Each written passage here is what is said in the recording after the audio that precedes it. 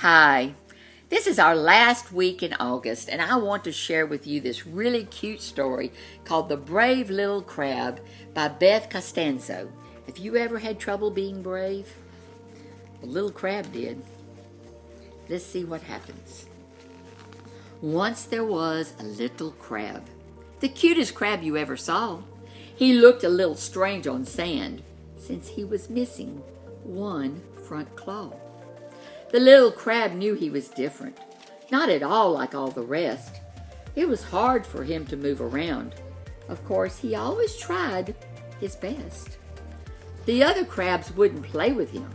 They would all laugh and stare. The little crab stayed by himself, though it was hard for him to bear.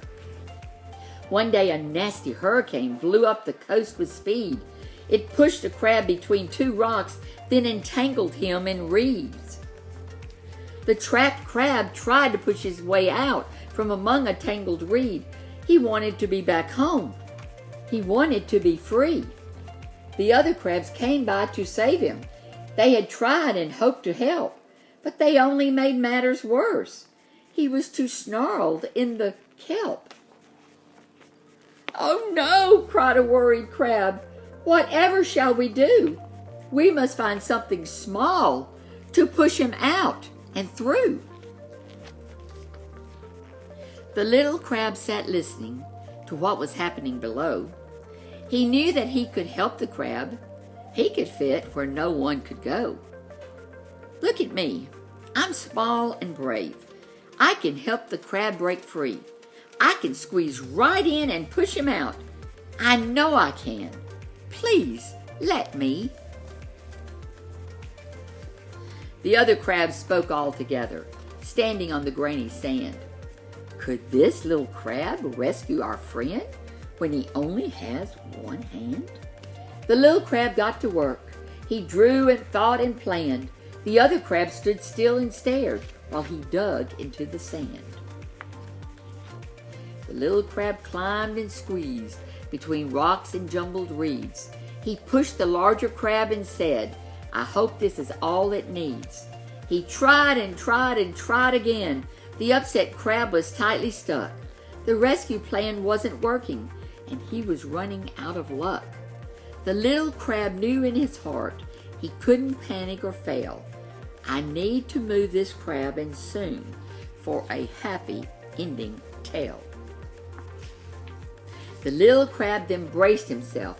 He counted with a loud roar, gathering the strength of 10 more crabs. 1, 2, 3, and 4! The larger crab then catapulted from the kelp-wrapped rocks below.